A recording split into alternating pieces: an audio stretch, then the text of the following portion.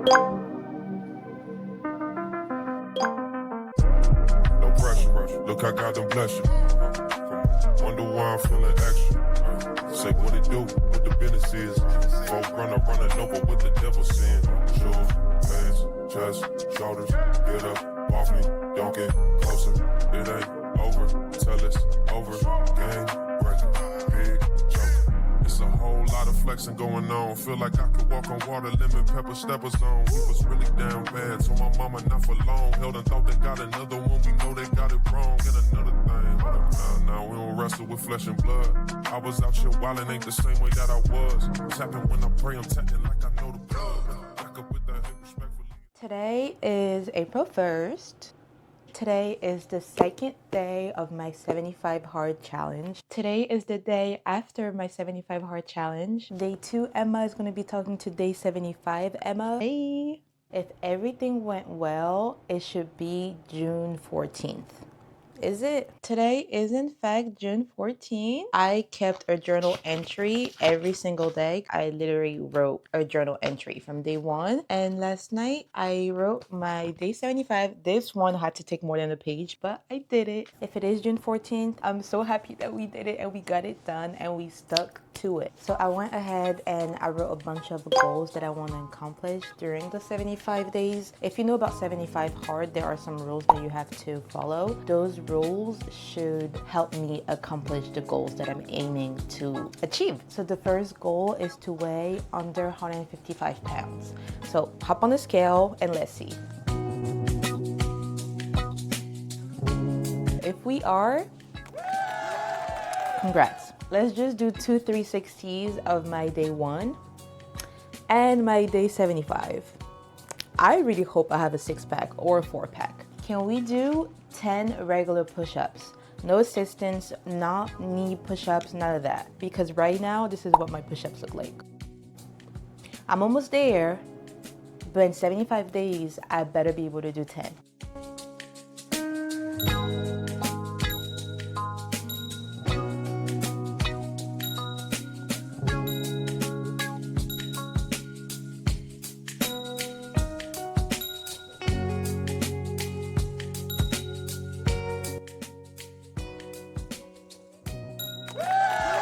Next goal is, can we do 1 pull-up? We just gotta be able to do 1, girl. I just know that the day that I'm able to do a pull-up, I might cry. Like, I really might cry.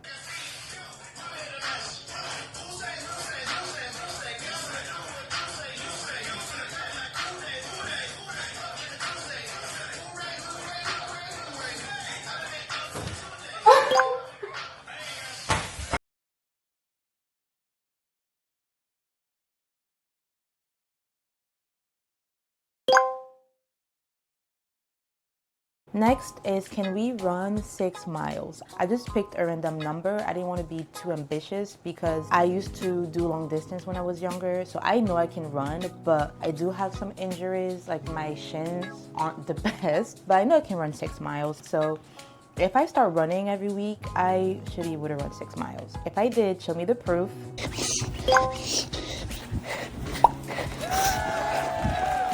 It's so crazy hearing me say that I want to run 6 miles because now I've done it weeks ago, so I can comfortably run 6 miles. But because I did it weeks ago, I chose to push my goals to 7.5 miles, which I did yesterday, and that was rough. I overslept, so I did it at 12 in the heat. It was so hot, but there was no way I was giving up because it was my way of celebrating the end of my 75 hard. So I did it and I'm so proud of myself. I want to be able to shoulder press 40 pounds. Prior to my surgery, I could shoulder press 35s and now I'm at 32.5. So again, if I'm consistent, I should be able to shoulder press 40s with no problem. Yeah, guys, so what happened was I genuinely forgot that that was one of my goals until I rewatched the video just now.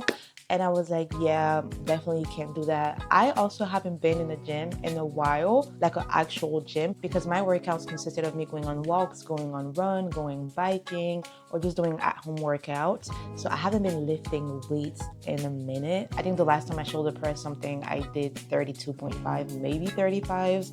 But yeah, that goal I did not reach. But now that I remember that that was even the goal of mine, I will be able to do it by the end of the summer, mark my words. Also, July 1st will mark 6 months since the year started. So I plan on doing a 6-month challenge then. Not really a challenge, but just working towards my goals before the year ends. So stay tuned for that. The next goal, I actually didn't write it down. One of the habits that I want to implement is stretching. If I stretch every day for 75 days, there should be no reason why I can't do a split. This is what my split looks like right now. In 75 days, if I remain consistent, I should be able to do one. If not a front split, at least a side split. I don't really know what it's called, but you guys know what I mean. I hope. So this is where my split is now. It may be worse than before I even started. This goal I actually have no excuses. I definitely did remember that that was one of my goals. I just didn't really follow through with it. Day one, Emma would be so mad at me if she heard what I'm about to say because they really are just excuses. But I was consistent for, I want to say, the first 30 days. And then I went to Brazil. I went to a sisterhood faith-based retreat with some amazing girls. And there was always something going on, but something good. And the last thing that was in my mind was stretching. And then when I got back, the habit was just lost. And an Atomic Habit, which I keep talking about this book, but it's so good. If you haven't read it, please go do so yesterday already. He says that when you're trying to implement a new habit, never go more than 2 days without doing it. Because if you do so, it's going to be really, really hard for you to go back.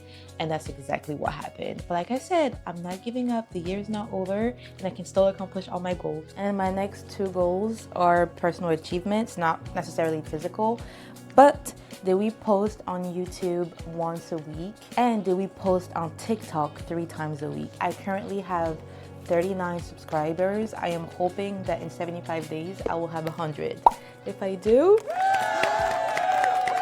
so I did post on YouTube every single week, and as you guys saw, I have 150 subscribers now. I'm so happy. Day one, Emma would be so proud. I'm proud. When it comes to TikTok though, I definitely did not post 3 times a week. The thing is, I really enjoy doing YouTube, and I really enjoy sharing experiences and talking about testimonies because I feel like I'm able to connect with people.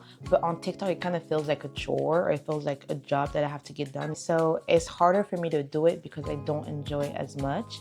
But again, excuses. I can still get it done though. It's hard to do both TikTok and YouTube when I have 2 jobs and I'm in school. But with the summer being here, I do have a little bit more free time. I should be able to dedicate a little bit more time to TikTok. So now that we're done talking to my old self, day one Emma, I'm going to be talking about what this challenge taught me. Little disclaimer, 75 Hard is not a health, nor fitness, nor spiritual challenge. It is meant to learn discipline. All the rules are meant to teach discipline. But if you do it right and you follow those rules, naturally you're going to lose weight. You're going to be leaner because you're moving your body so much, but it's not meant to be a diet challenge. Andy Frisella, the man who created the challenge, has a podcast, which if you're considering doing this challenge, definitely listen to it. But he talks about the reasoning behind each rule and behind the challenge. And although I completed it and I'm proud and I don't regret it, I will never do this challenge again. But I will say that for next week's video because I don't want this one to be 30 minutes long. But I will tell you guys what this challenge taught me, and it taught me a lot. Number 1, it taught me discipline. That's what a challenge is meant to do, and that's exactly what it did.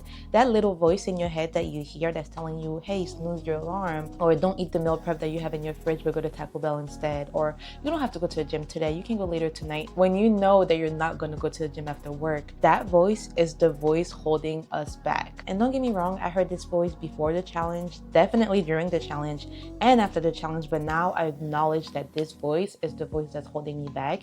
And before every one of my decisions, I ask myself, is my next action going to bring me close to the person that I want to become, or is it going to set me back? And just acknowledging those thoughts that come through your mind and assessing them and evaluating them before you act on them has helped me so much, and it's helping me do the things that will help me become the person that I want to be and achieve all of my goals. I also learned that the perfect time or the ideal time to start anything in life doesn't exist. That time is now. I started 75 Hard on April 1st, which was 2 days before my birthday.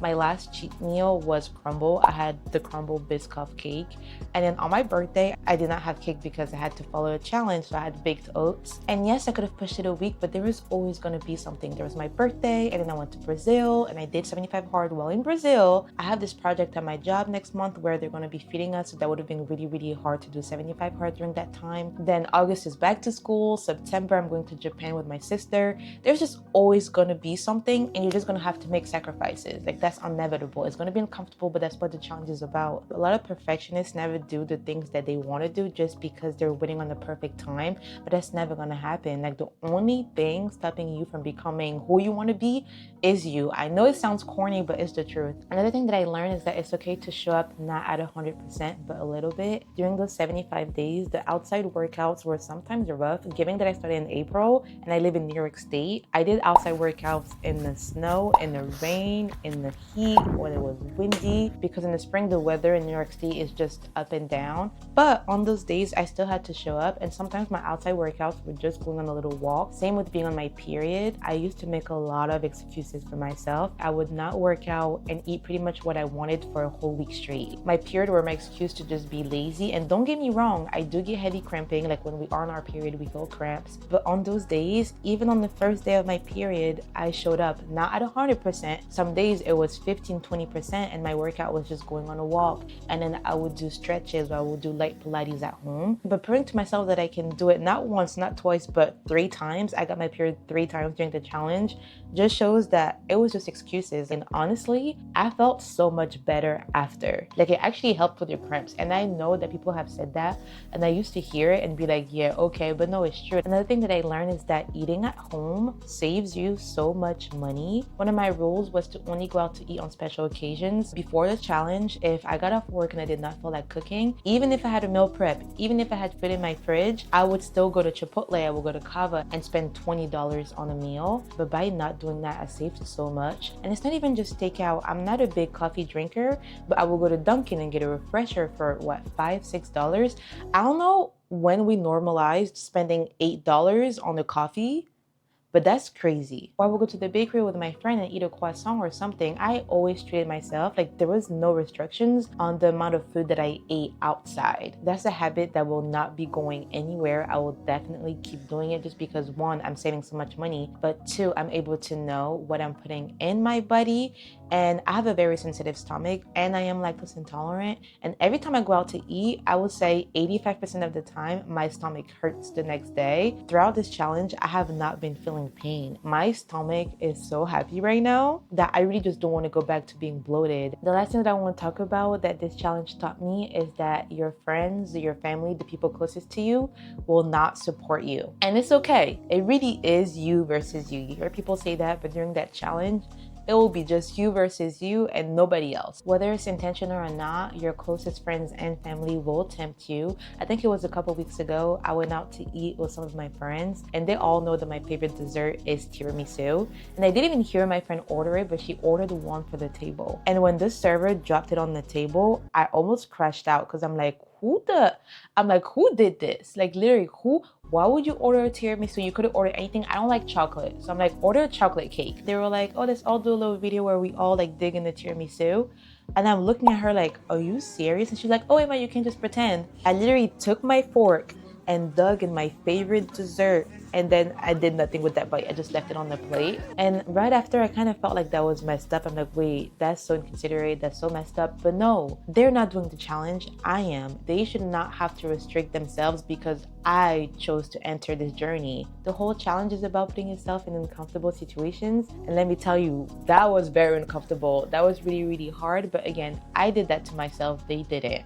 So it's not people's jobs to hold you accountable, and they won't. And you can get mad at them, and it's okay. Although people's support and help would have been great, they're not doing it, and a lot of people don't even understand it. The amount of people who told me a piece of cake is not gonna kill you, or eating french fries is not gonna kill you, which is true, but that's not what the challenge is about. A lot of people think that it is a diet or fitness challenge, so they will tell you, oh, it's not really healthy to not have any cheat meal, like you should be able to treat yourself, which is true. But again, that's not what the challenge is about. Despite that, I did receive some support from those same friends who were encouraging me, sending me text messages. When I completed it last night, I got so many messages, same thing this morning. And I also started 75 hard with one of my friends. We started together on the same day and we finished together on the same day. I don't know what I would have done without her. I'm kind of hesitant to say this because Although I'm so happy we did it together, I did not rely on her. I still had to hold myself accountable. She was not there when I was taking my pictures every morning. She was not there when I was cooking for myself at night. Although it's nice to have someone, ultimately, it's still gonna be you versus you. I'm so happy. I'm so proud of myself. I will never do it again though. And I will talk about it in the next video why, because this challenge is not for everybody. And it took me maybe 50 days to realize that it was not the challenge for me. But at that time, I was in it too deep and there was no way I was going back. But in my next video, I'm gonna go in details about the challenge and why I will never do it again, but also why I don't regret it. So make sure to subscribe so that you don't miss it. I post every Sunday.